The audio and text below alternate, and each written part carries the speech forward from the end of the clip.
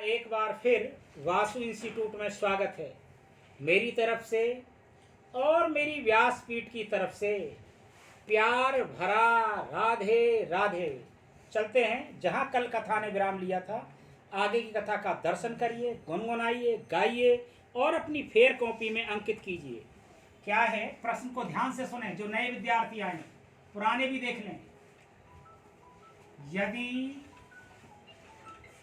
AP है तो सार्वांतर ज्ञात करो। यदि एपी है तो सार्वांतर ज्ञात करो। और क्या काम करें? अगले 3 पद लिखो। 3 पद लिखो। है भैया, अगर एपी नहीं है तो फिर क्या करें? सवाल को वहीं छोड़ दिया जाएगा। तो सार्वांतर ज्ञात करो और अगले 3 पद ज्ञात करो। प्रश्न है 9वां। क्या है 9वां प्रश्न? 1 3 9 27। 1 3 9 27। तो क्या देखा हमने? पहला पद दे रखा है, दूसरा पद दे रखा है, तीसरा पद दे रखा है, 14 पद दे रखा है। ये 3 अगले पद निकालने हैं। कब निकालने हैं? यदि समांतर श्रेणी है तो निकालने हैं, अगर समांतर श्रेणी नहीं है तो नहीं निकालने। बात खत्म। बात खत्म। तो हमें पता कैसे लगेगा कि समांतर श्रेणी है? तो चेक करें।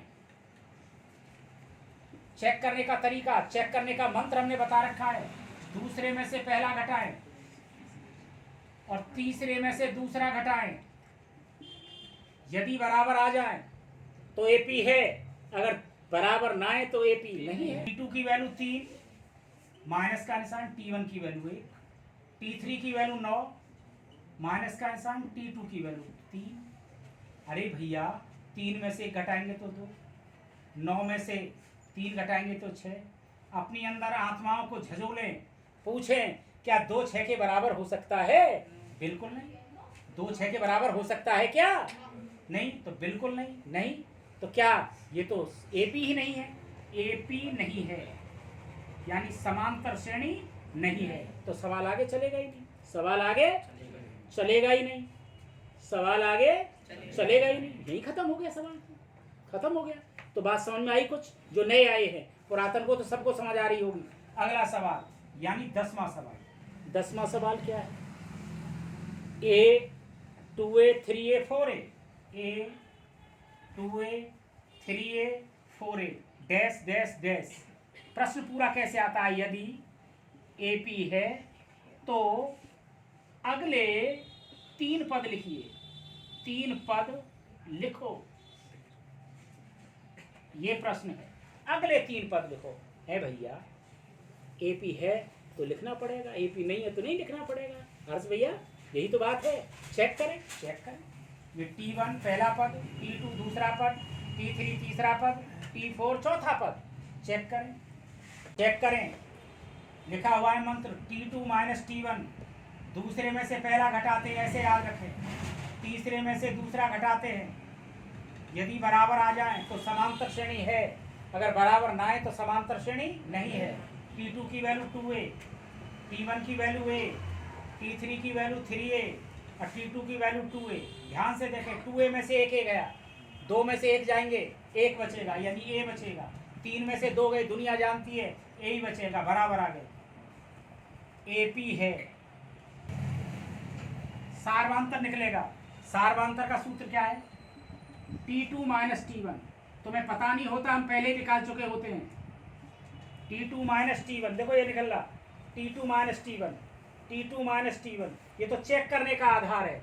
ये बराबर नहीं थे तो समांतर श्रेणी नहीं थी, यहाँ पर निकले। अगर मैं कह दूं T2 माइनस T1 सार्वांतर 2 है तो गलत हो जाएगा ये प्रश्न, क्योंकि समांतर श्रेणी है ही नहीं है। अगर समांतर श्रेणी है तो पहले से ले लो T2 माइनस T1। T2 क्या है? 2A। 2A में से 1 घटाएंगे तो A आएगा। अब मैंने आपको ट्रिक बताई थी। ट्रिक एक साइंटिस्ट बुद्धि बताई थी और एक बताई थी मोटी बुद्धि।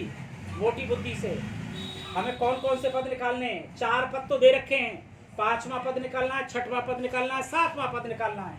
यानी मुझे पांचवा पद निकालना है, मुझे छठवां पद निकालना है, मुझे सातवां। मोटी बुद्धि से क्या बताई थी? चौथे पद में काय में सार्वांतर जोड़ दो, पांचवां पद आ जाएगा। 4a में a जोड़ दो, 4a में a जोड़ दो, 5a। फिर एक ट्रिक बताई थी कि 5वें पद में फिर सार्वांतर जोड़ दो, छठा पद आ जाएगा। 5a में a और जोड़ दो तो क्या आ गया? 6। फिर बताया था 7वां पद निकालने का तरीका, छठवें पद में फिर सार्वांतर जोड़ दो, 6a में a जोड़ दो तो क्या इतना आ जाएगा? 6a प्लस a यानी 7a, यानी 7a। समझ आया? नहीं आया? T2 माइनस T1 बराबर T3 minus T2। a square में से a घटेगा ही नहीं, घटेगा ही नहीं, और घटा के भी दिखा दूंगा।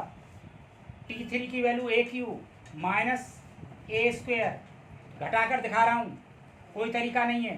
दोनों में कॉमन देख लो, a कॉमन आया तो a माइनस 1 बचेगा। अब देखो क्या कॉमन है? a स्क्वेयर क्या कॉमन है? तो 3 घात में से 2 घात बाहर आ गई, 1 घात बची, और a स्क्वेयर बाहर आ गया तो -1। ये तो बराबर है a माइनस 1 और ये क्या है? a की पावर 1 और ये क्या है? a की पावर 2, तो ये बराबर नहीं है, इसलिए AP नहीं है। सभी देख लें।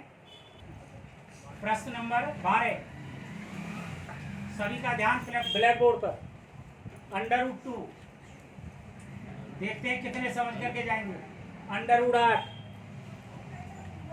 √18, √32, डैश डैश डैश। AP है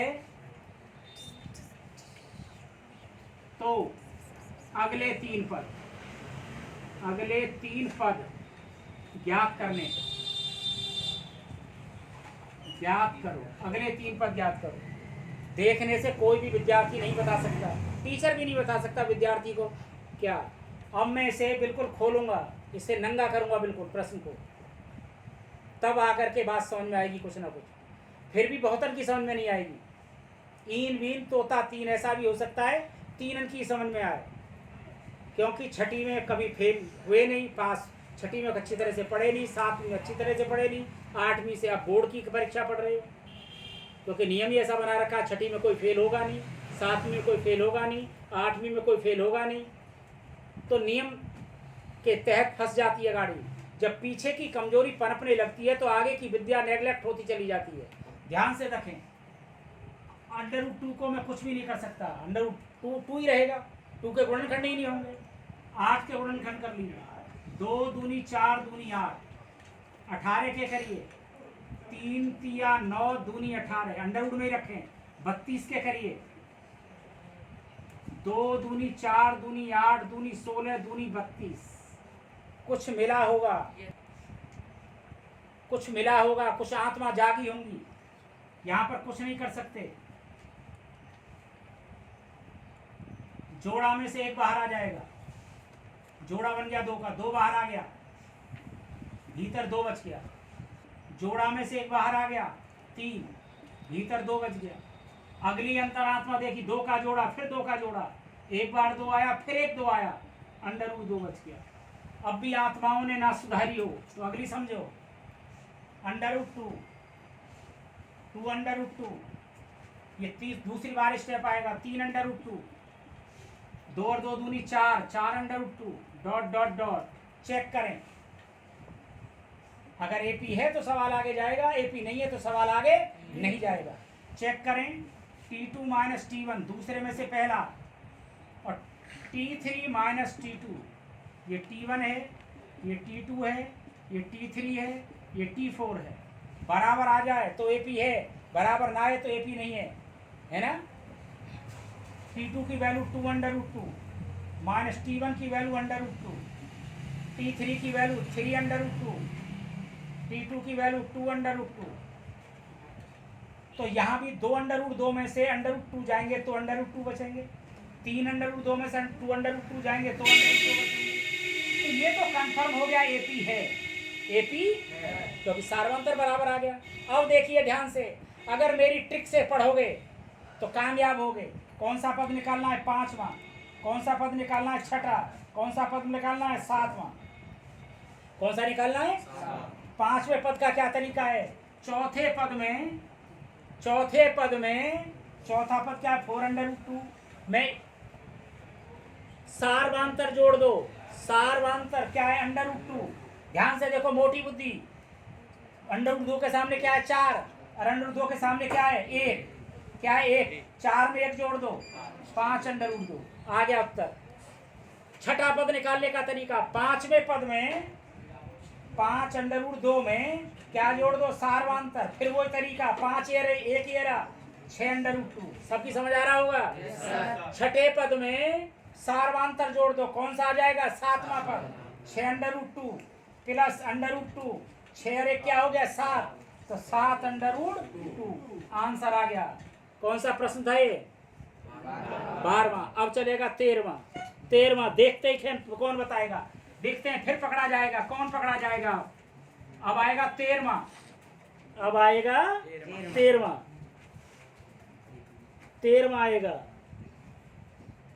कौन? देखते ही पकड़ेंगे। ध्यान से देखो, √3, √9, √12। यही है क्या? गलत हो गया। √6, 6, फिर 9, फिर 12। पहले चेक करें, इसे मैं ही बता रहा हूं। चेक करें। चेक करने से पहले कुछ कर लो। √3 ही रहेगा। 6 को 3 दूनी 6 लिख सकते हैं, कोई फायदा नहीं होगा, क्योंकि तो जोड़ा बना ही नहीं। 9 को 3 तिया 9, 3 तिया 9, तो 3 बाहर आ जाएगा। भीतर कुछ नहीं बचा। 1 देख लो भैया, मैंने पता नहीं लगा। इसको लिख देंगे 3 गुणा 3, 3 बाहर आ गया। √1, 1 का वर्गमूल 1 होता है, तो 3 लिख दिया मैंने। 12 को 4 तिया 12, 4 का वर्गमूल 2 होता है, तो 2 √3 लिख दिया। चलिए, ये T1, ये T2, ये T3, ये T4। T2 में से T1 घटाऊं, T3 में से T2 घटाऊं, तो बराबर आ जाए तो एपी है, बराबर ना आए तो एपी नहीं है। तो देखो, √6 में से √3 घट ही नहीं सकता, क्योंकि दोनों बराबर नहीं है। T2 क्या है? 3 में से T2 क्या है? √6, ये भी नहीं घट सकता, तो बराबर नहीं आ सकता। बराबर तो एपी नहीं है। अब कौन सा चलेगा? 14वां। अब का चलेगा 14वां। 14वें पर देखेंगे, XIV। ध्यान से देखें, कौन पकड़ा जाएगा? 1 स्क्वायर, 3 स्क्वायर, 5 स्क्वायर, 7 स्क्वायर, है ना? अब हमें चेक करना एपी है या नहीं। T2 माइनस T1 और T3 माइनस T2, तो 9 में से गया 8, और 25 में से 9 गए तो 16। तो ये 8 नॉट इक्वल टू 16 के बराबर हो नहीं सकता, इसलिए एपी नहीं है। 15वां सवाल। 15वां सवाल देखें। 1 का वर्ग, 5 का वर्ग, 7 का वर्ग, और यहां पर लिखा है 73 डॉट डॉट डॉट। एपी है या नहीं? पहले तो इसकी चेकिंग करें। यदि एपी है तब अगले 3 पद ज्ञात करो। बहुत बढ़िया सवाल है, मस्त। बिल्कुल ध्यान से देखें, हल कर लें, नहीं तो दिक्कत आएगी। 1 का वर्ग 1, 5 का वर्ग 25, 7 का वर्ग 49, 73 dot dot dot. T1, T2, T3, T4 dot dot dot. T2 में से T1 घटाएं और T3 में से T2 घटाएं। अगर शक हो जाए, शक यहां तक पता लग जाती है वैसे, अगर शक हो जाए तो एक और दबाए भी। शक हो जाए तो क्या करें? फिर अगला स्टेप भी लिख लें, T4 में से T3 घटाएं। अगर दोनों पर चेकिंग ना हो और शक हो जाए प्रश्न में, तो फिर अगली चेकिंग डाल दें, T4 में से T3 घटाएं। ध्यान से देखते रहें, 25 माइनस 1, 49 माइनस 25, T4 73 माइनस 49, 25 में से गया 24, 49 में से 24, 13, 13 में से 9 गए तो 4 और 6 में से 2 गए 4, बिल्कुल प्योर निकली है एपी। मैं इसमें से यहाँ से चेक करना था, तुम कह रहे थे 24 घटाएं, 24 नहीं घटाएंगे, T4 में से T3 ही घटाएंगे, इसकी वजह से बताया मैंने। एपी है तब T5 निकालेंगे, T6 निकालेंगे, T7 निकालेंगे। 4 + 24, 4 और 3 7, 7 और 2 9।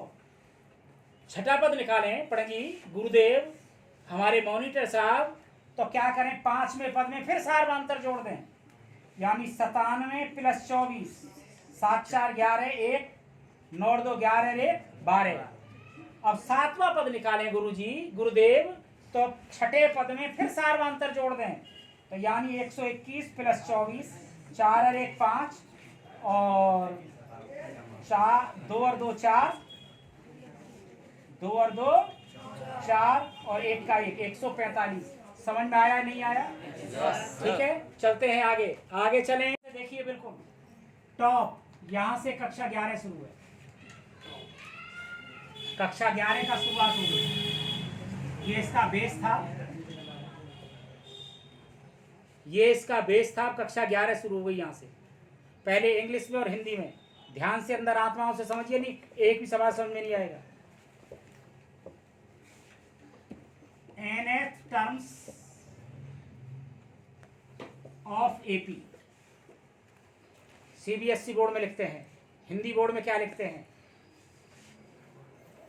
nth टर्म्स ऑफ एपी, इसे an तुम्हारी किताब में लिखा हुआ, मैं ऐसा नहीं दूंगा संकेत, और मैं लिख रहा हूं हिंदी में, मैं अपना संकेत देता हूं।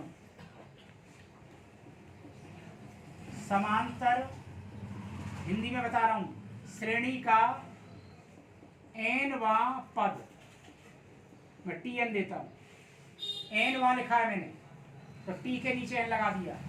समांतर श्रेणी का Pवां पद, Tp, समांतर श्रेणी का 12वां पद, देखते हैं कौन कौन सूत्र बनाना सीखेगा। P12 है। समांतर श्रेणी का 5वां पद T5, सूत्र बनाना बताएं पहले।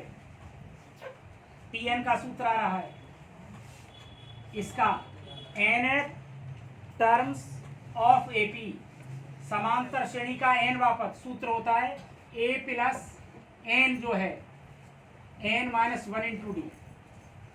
समांतर श्रेणी का nवां पद, Tn को दिया मैंने अब संकेत, ये दोनों बात एक ही है, an लिख दूं तो nवां पद और Tn लिख दूं तो भी nवां पद, a + n - 1 × d। p आ गया, n की जगह क्या रखूंगा इसमें, p, n की जगह क्या रखूंगा, p, तो a + p - 1 × d। n की जगह क्या रखूंगा, 12, तो क्या सूत्र बना, a + 12 - 1 × d।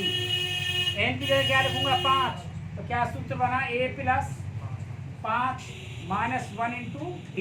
यहाँ इंट्रोडक्शन कर रहा हूं, a बराबर क्या है, समांतर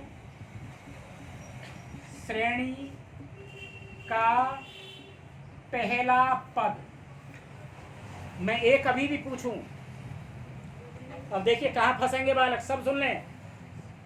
समांतर श्रेणी का पहला पद 7 है, मैं पूछूंगा क्या दे रखा है, तो आपको तुरंत बताना है a बराबर 7 दे रखा है। समांतर श्रेणी का पहला पद का नाम होता है a। जहां प्रश्न में पहला पद आ जाएगा तो समझो किसकी वैल्यू दे रखी है, a की। d क्या है, सार्वधातुक, कैसे निकलता है, T2 - T1। अब मैं हिंट लिख रहा हूं, मैं पूछूंगा देखेंगे, अब उससे पूछूंगा जो गलत बताएगा, जो मेरे रिकॉर्ड को तोड़ेगा वही बढ़िया है। किसी समांतर श्रेणी का पहला पद 3 है,